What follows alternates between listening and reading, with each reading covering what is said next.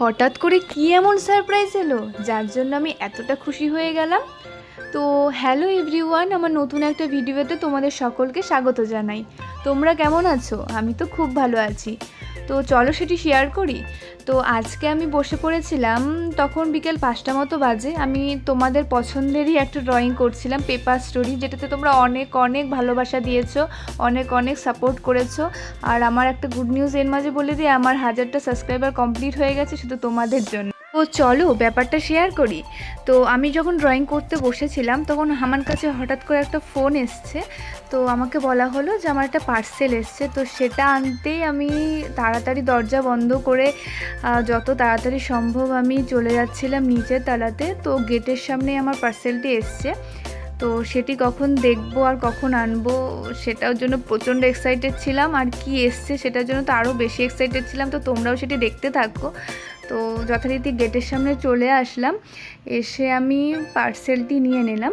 আমার হাতে পার্সেলটি পাওয়ার পর আমি এখন ঘরে যাচ্ছি। তো আমি খুবই এক্সাইটেড, আমি খুলে দেখবো আর তোমাদেরকেও দেখাবো যে আমি কি পেয়েছি।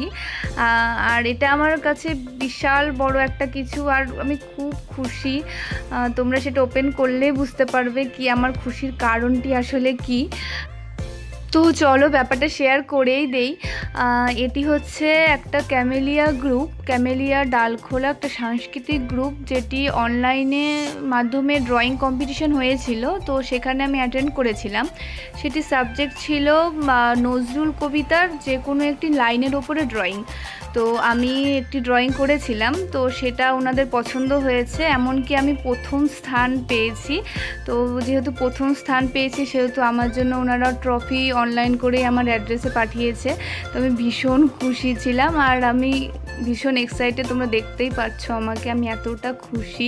তো কখন আমি ওপেন করবো আর কখন আমি দেখবো, তো যথারীতি ওপেন করেই ফেললাম। তো ফুল ভিডিওটা তোমরা স্কিপ না করে দেখতে থাকো, আর তোমরা সবসময় আমার পাশে থেকো, এইভাবে সাপোর্ট করো। আরও নতুন নতুন ভিডিও আসবে, আরও ড্রয়িং ভিডিও আসবে তোমাদের জন্য, আরও ইউনিক কিছু দেওয়ার চেষ্টা করব। তো সাথে থাকো। Thank you.